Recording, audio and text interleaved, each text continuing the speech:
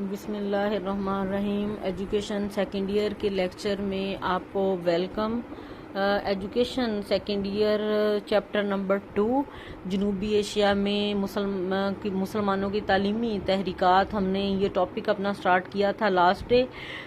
سب سے پہلے جو ہے ہم نے تحریک دیوبند کو جو ہے وہ ڈسکس کیا۔ تحریک دیوبند جو تھی وہ کیا تھی؟ مسلمان جب 1857 کی جنگ آزادی ہار گئے اور انگریز جو ہے یہاں کے نظام جو ہے وہ یہاں پہ پوری طرح قابض ہو گئے، تعلیمی نظام انہوں نے اپنے ہاتھوں میں لے لیا اور ہر لحاظ سے مسلمانوں کو پسماندہ رکھنے کی کوشش کی گئی۔ تو اس ٹائم میں جو تعلیمی ادارے تھے، عربی اور فارسی کی اہمیت کو ختم کر دیا گیا، اس کی جگہ انگریزی نے لے لی، اور اس کے بعد جو ہے جو تعلیمی ادارے انگریزی کی تعلیم دیتے تھے وہاں پہ عیسائیت کا پرچار کیا جاتا تھا۔ اور پھر اس ٹائم میں مسلمان جو تھے وہ دو طبقات میں تقسیم ہو گئے۔ ایک طبقہ جو تھا وہ یہ تھا کہ مسلمانوں کو اپنے دین کی حفاظت کرنی چاہیے اور انگریزی تعلیم کو بالکل حاصل نہیں کرنا چاہیے، اور اپنے ماضی کو، اپنے قومی شخص کو، اپنی پہچان کو زندہ رکھنا چاہیے۔ وہ تھے تحریک دیوبند، اور اس کے اپوزٹ جو تھی وہ تحریک علی گڑھ تھی۔ ان کا خیال تھا کہ مسلمانوں کو دینی تعلیم کے ساتھ ساتھ انگریزی بھی حاصل کرنی چاہیے، کیونکہ یہ ہمارے اب عصری تقاضوں کی ضرورت ہے۔ تحریک دیوبند جو تھی یہ حکومتی سرپرستی اس کو حاصل نہیں تھی، اور اپنے جو بھی ان کے مالی معاملات تھے، اخراجات تھے، اس کو خود ہی پورا کیا جاتا تھا، اور اس لیے داخلی طور پر یہ ادارہ آزاد تھا۔ تحریک دیوبند جو ہے اس نے اگر کوئی بہت جو ہے وہ سرکاری اداروں کے لیے کوئی ایسے افراد پیدا نہیں کیے، بہرحال جو ہے وہ دین اسلام کی حفاظت کا فریضہ جو ہے وہ انہوں نے سر انجام دیا۔ تحریک دیوبند کی خصوصیات ہم دیکھتے ہیں کہ کیا تھی۔ برصغیر کی مختلف تعلیمی روایات میں توازن۔ برصغیر کے اہم اسلامی تعلیمی ادارے مختلف اسلامی علوم کی تدریس میں تخصیص رکھتے تھے، یعنی ان کو فضیلت حاصل تھی، ان میں یہ اہلیت تھی کہ اس میں جو ہے وہ کسی بھی جو ہے وہ اسلامی علوم کی تدریس میں خاصیت تھی ان میں۔ یہ ادارے معقولات اور منقولات یہاں پہ دو، اور علم الکلام یہاں پہ 3 ٹرم یہ یوز کی ہیں۔ معقولات جو ہے یہ عقلی علوم ہے، جس میں طب ہے، سائنس ہے، انجینئرنگ ہے، زراعت ہے، وہ جس میں انسان کی عقل کا عمل دخل ہے۔ منقولات اس کا مطلب ہے یعنی وہ مضامین جن کو ہم ایسے ہی کاپی کرتے ہیں، جیسے قرآن اور حدیث ہے۔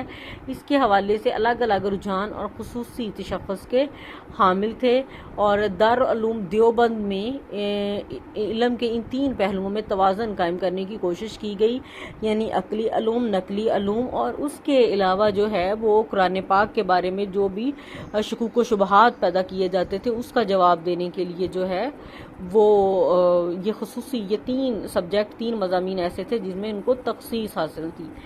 دینی تعلیم کا تحفظ۔ دیوبند کے قیام کا بنیادی مقصد جو تھا دینی علوم اور اسلامی تعلیمات کا تحفظ تھا۔ جیسا میں نے پہلے کہا کہ تعلیمی ادارے جو تھے وہ عیسائیت کی تبلیغ کا گڑھ بن چکے تھے۔ دارالعلوم دیوبند نے یہ خدمت جو ہے وہ بطریق احسن انجام دی، اور بہت جلد یہ ادارہ دنیا اسلام میں دینی علوم کی ترویج اور اشاعت کا مرکز بھی بن گیا۔ یہاں سے ہزاروں علماء اور طلباء فارغ التحصیل ہو کر نکلے، جنہوں نے اسلام کی ترویج اور اشاعت میں بھرپور کردار ادا کیا اور لادینیت کے خلاف کی یلغار کے آگے بند باندھا اور بدعات کا خاتمہ بھی کیا۔ عملی فنون کی تعلیم دی جاتی تھی، یعنی کیونکہ یہ ملازمتوں کے دروازے ان لوگوں کے لیے بند تھے جو انگریزی تعلیم حاصل نہیں کرتے تھے، تو اس لیے کوئی عملی لوگوں کو روزگار کے قابل بنانے کے لیے ان کو مختلف فنون یعنی کاموں کی تربیت بھی دی جاتی تھی، جس میں طب کی تعلیم خاص طور پر اہم ہے۔ اس کے علاوہ خطاطی، جلد سازی اور کپڑا بننے کی مہارتیں سکھانے پر بھی توجہ دی گئی، جس سے دارالعلوم کے پروگرام کی ہمہ گیری اور معاشی ضروریات سے ہم آہنگی کا رجحان سامنے آتا ہے۔ مالی اور انتظامی پہلو اس کا کیسا تھا؟ دارالعلوم دیوبند بنیادی طور پر ایک خود مختار ادارے کی حیثیت سے قائم ہوا تھا، تاکہ حکومتی مالی امداد کے حربے کے طور پر استعمال نہ کر سکے حکومت۔ اس لیے دیوبند نے اپنی داخلی آزادی کی خاطر حکومت سے مکمل لا تعلقی اختیار کی اور فیصلہ کیا کہ حکومت سے مالی مدد نہیں لی جائے گی۔ چندے کے لیے عام لوگوں سے رجوع کیا گیا، جس سے دارالعلوم کا تعارف وسیع ہوا۔ دارالعلوم کے طلباء اور اساتذہ کی سادہ زندگی گزارنے کے انداز نے انہیں عوام سے قریب تر کر دیا اور یوں باہمی رابطوں اور تعلقات میں اضافہ ہوا اور تربیت عامہ کے مواقع پیدا ہوئے، یعنی عام عوام کی تربیت کے۔ دارالعلوم کے انتظامی معاملات میں اسلام کے جمہوری اصول مشاورت کو اختیار کیا گیا، جس کے مطابق دارالعلوم کا محتمم شورا کے فیصلوں کے مطابق انتظام و انصرام کے فرائض انجام دیتا تھا، یعنی کسی ایک فرد واحد کی سوچ نہیں تھی، بلکہ جو مجلس شورا تھی ان کے باہمی معاملات انہی کے سامنے رکھ کر بعد میں اس کے بارے میں فیصلہ کیا جاتا تھا۔ جذبہ حریت یعنی آزادی کا جذبہ، اکابرین دیوبند کے سرفروشانہ جذبے کی وجہ سے آزادی حریت کا رجحان تحریک دیوبند کے مزاج میں ہمیشہ شامل رہا۔ ہندوستان کی جدوجہد آزادی میں جن علماء نے اہم کردار ادا کیا ان میں مولانا شبیر احمد عثمانی بھی تھے۔ مولانا محمود الحسن اور مولانا اشرف علی تھانوی کسی نام کے محتاج نہیں ہیں اور یہ سارے اسی دیوبند تحریک کا حصہ تھے۔ کریکٹر بلڈنگ، کردار سازی، علماء اور اکابرین دیوبند نے اصلاح و اخلاق اور تعمیر و کردار کے میدان میں بھی بہت کام کیا، چنانچہ علم و فضل اور درس و تدریس کے ساتھ ساتھ دیوبند میں تقویٰ کی ایک فضا بھی قائم کی رہی، جس سے مثالی کردار کے لوگ سامنے آئے۔ دیگر تعلیمی ادارے، دارالعلوم دیوبند کی اسلامی تعلیمات کے تحفظ اور فروغ میں کامیابی کے بعد ایسے بہت سے ادارے قائم ہوئے جن میں مظاہر العلوم سہارنپور تھا، مدرسہ فیض عام کانپور تھا، مدرسہ اشرافیہ مراد آباد جیسے مدارس شامل ہیں۔ آج بھی دینی تعلیم کے بیشتر مدارس میں دیوبند کی تحریک سے براہ راست یا بالواسطہ ہمیں متاثر نظر آتے ہیں۔ اس طرح دینی مدارس کا ایک باقاعدہ نظام قائم ہوا جس سے مسلمانوں کے قومی نظام تعلیم کی نشاط و ثانیہ کا آغاز ہوتا ہے۔ تصنیفی خدمات ان کی کیا تھیں؟ قرآن، حدیث، عربی زبان و ادب اور تاریخ اور سیرت میں جو ہے وہ لازوال تحقیقی کام کیا۔ مصنفین میں کیا تھے، کون تھے؟ مولانا محمود الحسن، مولانا اشرف علی تھانوی اور مولانا محمد الیاس کے نام قابل ذکر ہیں۔ اگر ہم اس پر جو ہے وہ تبصرہ کریں تو دیوبند بنیادی طور پر اب ہم نے دیکھا کہ یہ ایک مذہبی تحریک تھی اور اس حوالے سے دین کے حوالے سے مذہبی علوم اور اسلامی اقدار میں ان کو کامیابی بھی ملی۔ برصغیر پاک و ہند کے بے شمار علماء نے صدارے سے فیض بھی حاصل کیا اور یہ سلسلہ آج تک جاری ہے۔ دیوبند کے نصاب میں اس وقت کے تمام اسلامی مکتبہ فکر اور معروف تعلیمی اداروں کے نصابات کو بنیادی روایات اور اقدار اور خصوصیات کو سمونے کی کوشش کی گئی۔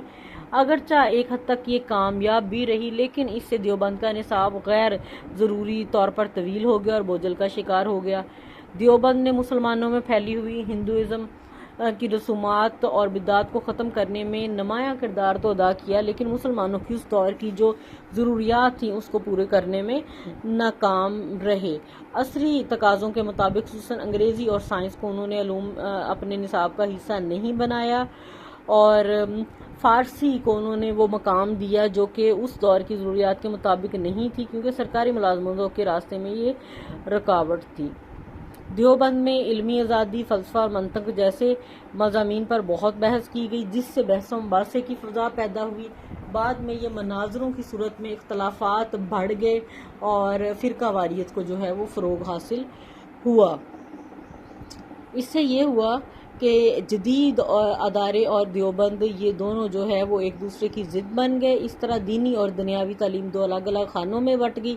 وقت گزرنے کے ساتھ ساتھ یہ فاصلہ بڑھتا گیا اور جس کے باعث اسلامی تعلیمات کی جامعیت کا تصور مجروح ہوا، لیکن بدقسمتی سے دینی اور دنیاوی تعلیم کا یہ تصور آج بھی ہمارے معاشرے کا حصہ ہے۔ ہمارے دینی مدارس میں جو بچے پڑھتے ہیں وہ ہمیں تعلیمی طور پر زوال کا شکار نظر آتے ہیں، کیونکہ وہ ہماری موجودہ ضروریات جو ہیں اس کا ساتھ نہیں دیتے۔ حالانکہ اسلام جو ہے ایسا دین ہے جس میں سائنس اسلام جو ہے وہ اس کو ساتھ لے کے اسلام چلتا ہے، اور اس کی وجہ سے جو ہے وہ تحریک دیوبند جو ہے وہ مسلمانوں کے ورثے کی حفاظت کرنے میں تو کامیاب رہی، اور لیکن سائنس اور جدید مضامین کی مخالفت جو تھی وہ اس وجہ سے انہیں پھر مسلمانوں کی مخالفت کا بھی سامنا کرنا پڑا، اور اس کے جو تھی متبادل تحریک علی گڑھ جب آئی ہے، جس میں دینی تعلیم کے ساتھ ساتھ جو ہے موجودہ عصری تقاضوں کی جو تعلیمی ضروریات ہے اس کو پورا کرنے کے لیے جو تھی ان کی پالیسی تھی، اس لیے عوام میں انہیں قبولیت عام کا درجہ حاصل ہوا۔ Thank you.